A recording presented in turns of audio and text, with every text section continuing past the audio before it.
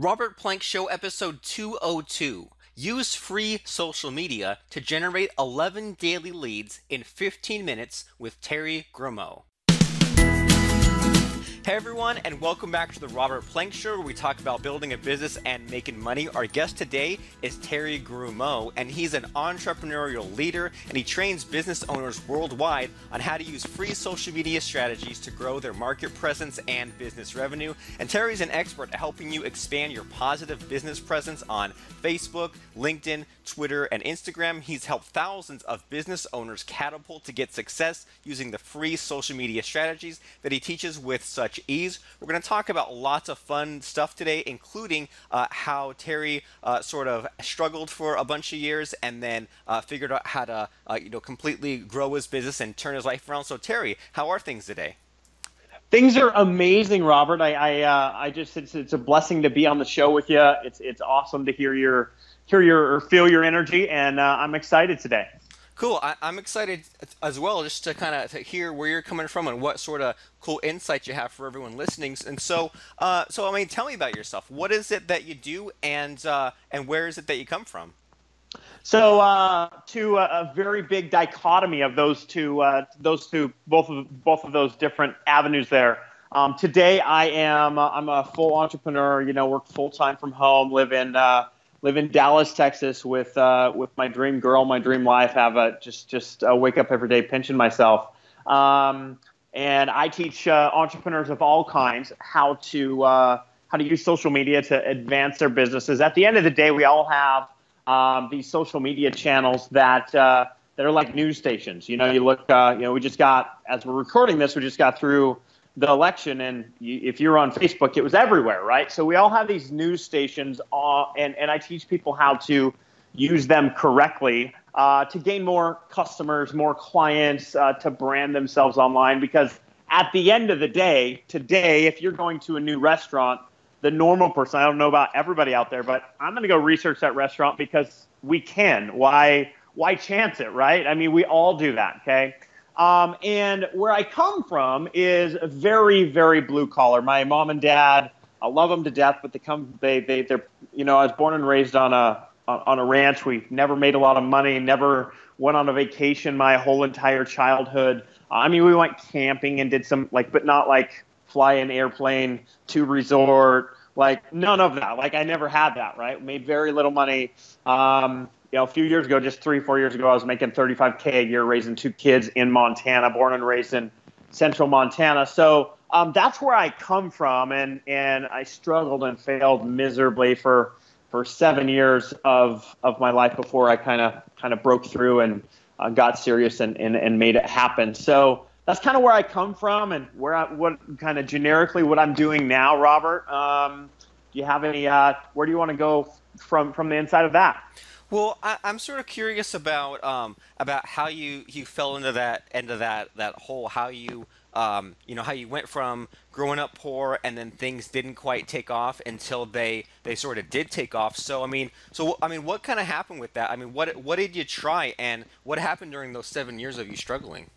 Yeah, so number one, I'd heard it. Jim Rohn said it a long time ago. You're always the average of the top 5 people you hang around, but more importantly, the top 5 people, what I like to tell people, is the top 5 people that you allow to influence you, right? Because nowadays, I love my mom and dad to death, but I don't allow them to influence me financially because that wouldn't make sense, right? So my point is I allowed people around me. I grew up a people pleaser. I still have some of that in me. I love to make people happy. So therefore, doing something that was completely against the grain. Growing up in a town, I graduated with 18 kids. I grew up in a little dinky town. Most people have more people on their street than I had in, my whole city, I guess you'd call it. And so when you're very, very black sheep, and everybody knows what you're doing, right? Everybody, and if you've ever grown up in a small town, everybody knows what you're doing. So long story short, I allowed other people to impact me. I allowed other people to influence me, saying, it'll never work, go get a good job, go to school, go do your thing, right? Come have a drink on Friday night, join the pool league, do all this stuff that everybody else does that has no money, has no life, can't go vacation, that kind of thing, that's poor, right? So I fell into that trap for a large number of years, and I failed to I failed to get to the point where I think all of us entrepreneurs get to that point where like you're just sick and tired unless you come from business. I obviously didn't come from business at all. I got sick and tired and I said, screw it. If it's up to me, I'm going to go make this thing happen. I'm going to put my head down and make it happen. And from the moment I made that decision, a month later, or 6 months later, I was completely full-time in my business. So that's kind of how that transition happened. And I just didn't want to be average. I don't know what it is. I'm 33 today, but at the time I was, 24, 25. And I was like, when I first got into becoming an entrepreneur, if you will, and I just looked at everybody else's life and I was like, I don't want that, man. Like, I don't want that. Right. I want something else. And that's kind of what brought me to here. So it's kind of like you finally had enough. You finally got to your breaking point. Enough years had passed of just mediocrity and something, and it sounds like something had to change. And so you stopped listening so much to like the naysayers or the people sort of bringing you down. And did you replace that with anything to sort of fill that hole? And did you like join a mastermind or join a local group, or what did you? So you took away the people who were kind of bringing you down, but like what did you change there? What did you put in its place? Right. I think all of us. Before I go into that, I think all of us have so much time, and that's all we have. We have time. We have 24 hours in a day, and we can, might sleep 8 of it, 6 of it, whatever, and then the rest of it is filled with who we listen to and who we're influenced by and all that kind of stuff. So what I did is I actually realized, and I think this is what a lot of entrepreneurs and people out there have no idea that they even have a choice here. But I realized that was my decision. I could make the decision who I listened to, who I allowed myself to be influenced by. And at the time, it looked kind of silly. This guy that's completely broke, not listening to people that, were making double or triple around him. But I replaced that with people like Tony Robbins. I replaced that with buying Les Brown CD sets. I ended up joining a mastermind later by a guy by the name of Ray Higdon, but joining a mastermind for a couple years. But that was like I didn't have enough money to join that. That was a little bit later on. So I just replaced that with people that would serve me, that had and what I look at is they have what I want. I think so many people take advice from their mom, their dad, brother, sister, whoever, friend that doesn't have what they want. They'll take relationship advice from a dude that isn't happily married. Well, that's just insanity, right? Or they'll take advice about money from somebody that's went broke a few times. Like you don't do that. So I would look at people like Tony Robbins. Yeah, I like that life. I want to impact like that. I want a legacy like that. I want to be special like that. And so I would listen to him over and over and over at work or wherever I was at. I had it going in my ear 24/7, 7 days a week, and that's how I changed that. So you don't have to be around the people that you allow to influence you, and that's what I learned. Because in a little town like that, it's not like I could go hang out with super successful people. So I replaced that with CD sets, podcasts, and that kind of stuff to help me grow. Because I think one of the things I always say is to score a touchdown, meaning to win as an entrepreneur. I always say most touchdowns are scored in the red zone, right? But a lot of us, like me, okay, I didn't even start in the same zip code as the stadium, right? I didn't start even close to that. Communication isn't something you need on the farm and ranch, right? You're by yourself 24/7. Like you don't need that. So I had to, in every CD, cassette tape you listen to is like getting a taxi and getting closer to the stadium. That's how I looked at it. So it took me a long time, me personally, because I started so far away. It took me a long time to get caught up. And that's a pretty good attitude, and I'm sort of the same way in that if I feel like I'm listening to the wrong people, or if I feel like I'm off track or not motivated or whatever, I mean, I'll go back and I'll break out some of the Tony Robbins stuff, or even I'll bring up the iTunes app on the phone, or I'll bring up YouTube and I'll just go and I'll search just whatever kind of problem. Like I'll search like whatever, mindset, Yep. self-help, anxiety, motivational. Like it almost doesn't matter, but just something better than what the people, some of those negative people around are saying. And so you did a lot of that. You listened to a lot of this mindset stuff, and Yep. so then what did you do? Like what sort of actions did you then begin to take? Yeah, that's a good point. I was chatting with a girl on Facebook this morning because I do a lot on social media, and she's like, "I just haven't been motivated lately." And I think that there's this fear around personal development that motivation is about listening to somebody that's quote unquote motivating, and I just don't. Yes, that can help, but I don't believe that motivation is when you get out of bed and you want to go crush something, right? You want to go build your business, you want to go like whatever. So. And for a long time, I would be the guy that got ready to get ready. I would like spell out this big 90-day blitz. I'd have everything calculated, how much money I was going to make per day. Like I was horrible. I remember just embarrassed by telling that story, but that's the way it was, right? So action is where everything happens, okay? Yes, you need to be this is a mental sport. This is something that business is the hardest game you'll ever play. It's where more people fail than ever before, and I'm just being real with everybody. That's just the deal. The rewards are something you can't get anywhere else as well. So going back to the actions I took, I started a coaching program because I had a little bit of success online, and I was a good mindset guy, still am today.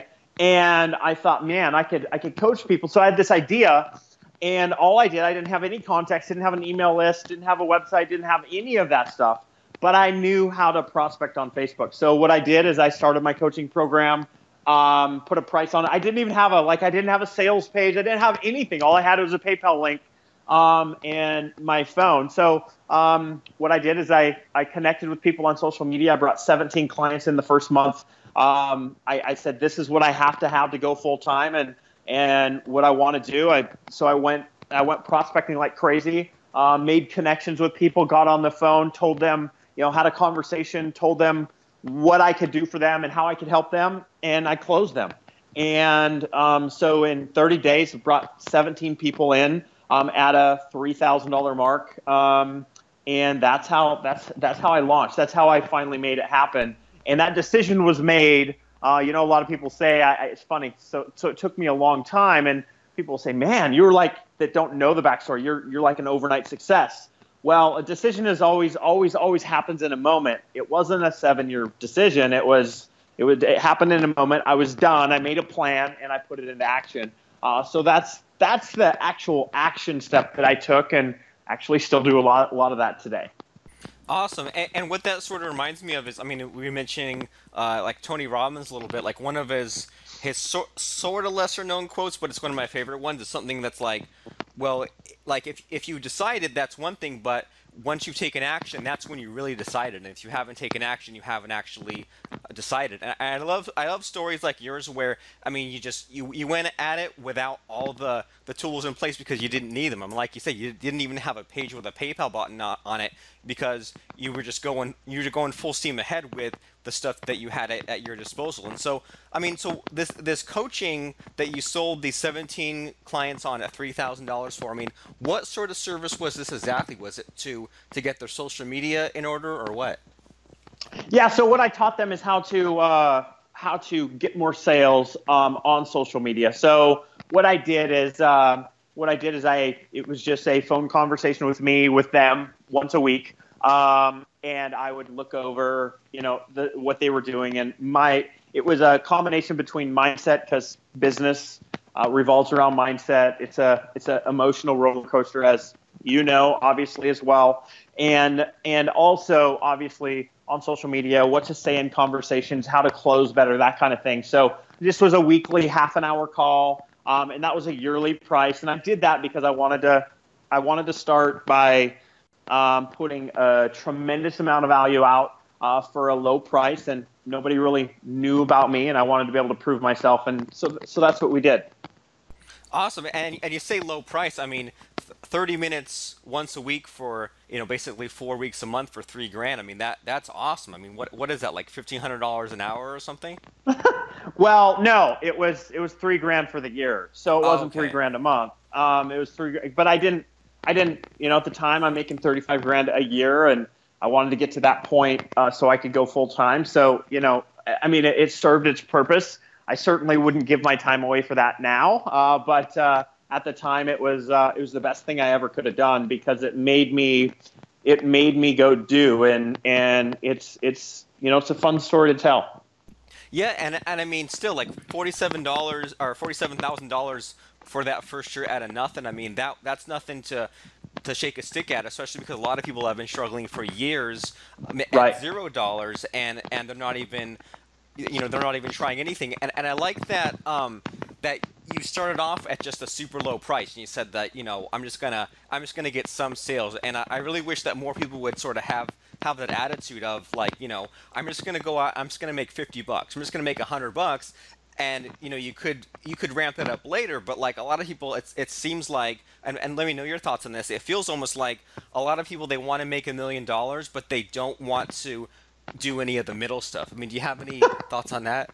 Yeah, it's funny you say that. We have a lot of our products that between 37 and 97, and for sure send people through the process. But it's funny, people say, well, I want to make a lot of money and I want to do this and I want to do that, and you have a conversation with them, and what they really want is they want this big easy button they press, make 2 sales, and they're automatically a millionaire. They don't want to do any of the work, the testing, the stuff in the middle. They don't want to serve their clients. They want to sell, but they don't want to fulfill. Like it's crazy. And with that attitude, they'll never really make any money. It's kind of this is a value game, and the only thing you have is your reputation. In my mind, yeah, you can make some quick money. You can make some, good money every year, but the hardest possible thing to do is to gain new customers. Okay. Bottom line, we always have in my mind, I have 2 things I must do in my company every day. And number 1 is I have to get new customers. That's the hardest thing to do. It's the hardest thing to do is gain a new customer. And then I need to ascend my buyers to continually buy things from me or get in my coaching program or serve them at a higher level. We all have those 2 avenues. And the people that think like you were just talking, yeah, they'll sell some stuff, but they'll always be in that new customer avenue. Whereas if I serve you greatly and you feel like I completely over-delivered, you're going to buy from me consistently over the course of time, and I'm going to make thousands of dollars off every customer I have. And that's the differentiation between that thinking. And if you don't have that thinking, business is going to be really freaking hard. It's going to be really, really hard. The guys at Chick-fil-A, we don't eat fast food, but when we do, we go to Chick-fil-A. I just like how nice they are. They're just different, right? And so my point is we have great service there. So every time we go to fast food, which is not very often, a couple times a month, but we go to Chick-fil-A, okay? Now, that's the kind of thing I want in my business. I want people coming back to me over and over and over again. That doesn't start with something of very, very high value. I mean, very, very high money, because they don't know you. You need to build trust with people over the course of time, especially this day and age, right? Right. Right, and it sounds like there's almost like somewhat of a, I don't know if it's either a snowball effect or a lot of little things adding up to a lot of things. I mean, like with the the Chick-fil-A situation, I mean, those employees are trained a certain way or course corrected or whatever to be friendly, and because of just that one little thing, I mean, imagine how many other people just are repeat customers over and over how many different years and stuff just because of that one little tweak there. And so sort of along those lines of things that people like should be doing to have that attitude of service and to make sales. I mean, what should people be doing on Facebook, Twitter, and Instagram to be getting these sales? Right. So I'll give you a step-by-step action, but first off, I think that there's one mindset tweak that you must have or you're going to fail. You're going to fall into that. You're gonna be the used car salesman. Everybody's gonna think of you as that person, right? Because you're thinking about sales all the time. Yeah, sales is what pays the bills. Sales is what gets us out of our corporate job. Sales is what we need sales, okay? But I don't want you to think that way. I want you to think about being interested in people and providing value, because at the end of the day, business, okay, and this was one for all the listeners to right now. Business is providing a solution to a problem at a profit. That's what business is, okay? End of story, okay? That's what business is. Therefore, we have to find the problem in order to solve it. So on social media or belly to belly or wherever I'm at, we're talking about social media right now, I'm thinking about what kind of pain does that person have that I can solve. If I don't find it, don't be one of these people on social media that just pitches you the first time, like, hey, buy this, go to my website and get this. I know you're going to love it. No, you don't. You didn't even have a conversation with me, right? So my point is that I want you to be interested in people.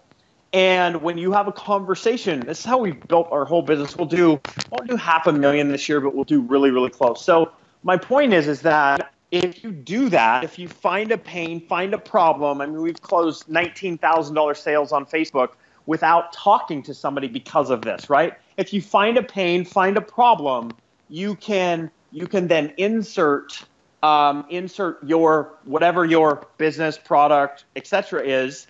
But until you find that pain or problem or a desire that person has, like, don't go there. Just build a relationship. So I'm always, and we all have to, like, I love making sale. Every time we make a sale, I have this little, it's like a drug for me. Like I think all of us entrepreneurs are wired that way. But be interested in people. So I'm going to give you a step-by-step thing that I do every single day. It's completely free. I don't teach paid strategies. So I'm going to teach specifically about Facebook because I think that Facebook is where, the 75-year-old grandma is checking on her kids, checking on her grandkids. And that's also where the first place that the 10-year-old is, right? And you can use these same strategies on Instagram and Twitter as well. But here's what I do, okay? The first thing I do is I think about my target market, okay? Who do I want in my business? Who's the perfect person and where are they hanging out? And I go to those leaders' pages where they're hanging out. And for me, it's Gary Vee. It's a guy by the name of Eric Worre. It's people like Ray Higdon. It's people like Tony Robbins. And I go to 4 or 5 of them every day. I contextually comment, and I want to make my comment really good. So I contextually comment on that post, okay? This is like a 5-10 minute process, guys. And then I like all the comments. And now you can only like so many a day, but I like all the comments. Why? Because we're in this attention stage where you need to get attention on you, okay? Bottom line, you need attention on you. So if I need attention on me, I need to go to where my prospect is, and I need to, quote unquote, steal their attention and have them come over to my page. Most people don't get likes on comments. So when you send that, they send you a friend request or come check out your page. Hopefully you're doing the right stuff on your page so they like it. The second thing I do is I reach out to my comments, people that comment on different posts of mine, and my friend requests, okay? I reach out to them. I have a conversation because that's where the sale's made.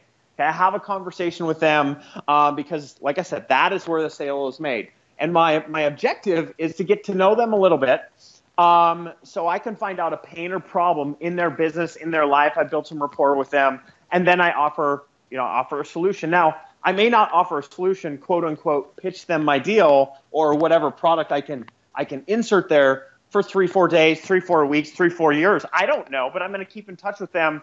And it is the moment I find a problem, the moment I find a desire that they're going for that they can't have right now, I'm inserting it and I'm going to close with the best stuff I have because that's what we should do. In my mind, if I don't do that, I'm faulting them because they need that in their life because they don't have it, okay? The third thing I do is I do a Facebook Live every day, typically every day. And the reason is a couple reasons. Number one, you can build a relationship with your whole Facebook audience with videos every day if you want to. Now, if you're like, you can do 1, 2, or 3 a week if you want. But the second reason, and this is actually the main reason that I like to do videos, is the algorithm, quote unquote, the search engine in Facebook, okay, the search engine in Facebook likes video. So it's going to put your page out to more people that you don't know for them to friend request you, like you, click on your stuff so you have more clients and more friends and more stuff on Facebook, all from your personal page, guys. No fan page stuff, no paying for ads. So that's what I do every single day, and that's probably a, I don't know, 20 to 30 minute deal I do every day, and it's netted, obviously hundreds of thousands of dollars. So that's my routine. I just gave him the good stuff, Robert.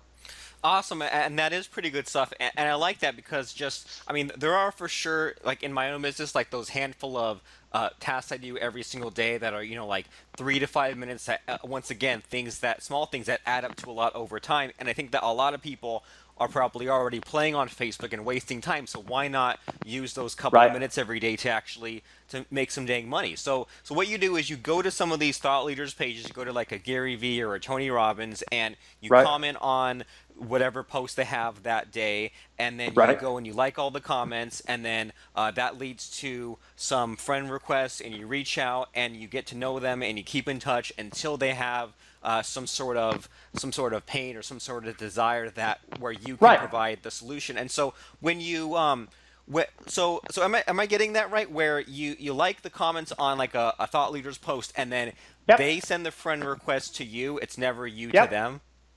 Never me to them, and Facebook's changed. It's an attraction game. If you send too many friend requests, and I don't know how many, like not very many, you're gonna get banned. You're gonna get put in jail. You're gonna get your account suspended. Like I don't play with that. It's an attraction game now. It's not a cold market game. That's why I have to do this. So I'm looking to go steal attention from people that have my target market person in their world. Right? Does that make sense? Yeah, yeah, it does. And then so you get their attention, and then so like what are you messaging them? Like are you saying hi, or are you asking them a question, or what's that initial contact after you become friends with them? So after they send me a friend request and I confirm, my initial message is always, "Hi David, thanks for the friend request. I really appreciate it. Just curious, are you on Facebook for business or pleasure?" Okay. I want to know where you're at. I want a very clear cut. That's my exact script. I just gave everybody that's the exact thing that I say every time, because I want to know. Now, if I know you personally or something, I'm going to say something different. But typically, that's what I say. I want to know if you're using Facebook, because if they say business, like they might say, I wish I could like run a business, or they might say, yeah, I'm using it for a little bit of both. Well, okay, cool. Well, what business are you running? It cuts to the point so I can get into exactly where I want to go. I want to go find out how I can serve you, right? So that's what I say every time, pretty much every time, if I don't know you at all. Okay, and that's cool in a couple of ways, because by positioning it like that, it's sort of, on one hand it sparks the conversation, but on the other hand it's not too pushy too soon, right? Because you're not just saying, well, can I help you, or here's what I do. You're just asking them, Right. are you here for business or pleasure? And then Right. so something else that you notice. So on top of all that, you said that you do a Facebook Live every day, and you mentioned that you like to do the Facebook live streams from your profile and not from fan page. Is there any sort of reason for that? A couple reasons. So the way Facebook makes money is they have you pay to get your posts of any kind seen. So I don't know, 5,000 plus on my fan page, which I don't pay a lot of money to build it, or it would be bigger, but it's about 5,000 friends or so, or connections there. And if I just do a Facebook Live, I might have 22 people see it, maybe, or 10 people see it. I have 4,000 people there. Come on now. If I do a personal one on my personal profile, and for me, I run I mean, business is me. Like I am like what I do, right? So I do I put some family stuff on my personal profile, but there's a lot of business stuff there because that's who I am. So my point is that I'll get, 250 to 350 people to see my video on my personal profile. So I get a much greater reach without paying any money. Okay. Now we do advertising too, but for the most part, I get more bang for my time. So that's why that's why I do it that way, from my personal profile. And my personal profile is the profile that I can actually message people on, meaning and people can send me friend requests. If somebody likes my page, it's difficult to be able to message them back. Does that make sense? Yeah, it does. You can have somewhat of the private conversation Exactly. when you use your own profile. So cool. I mean, you shared a lot of really interesting stuff today. Like you shared a bunch of like mindset stuff and stuff to help people overcome adversity. And for those of us who are looking to expand our reach on Facebook, and we all are, you've given us some really cool step-by-step stuff. And so, I mean, if people want to know more about you and what you do, and they like what they hear, I mean, where should they go and where should they find out what you're all about and what you have to offer? Yeah, the best way is to head over to my website, and my website is the#hunter.com. That's THE #hunter.com.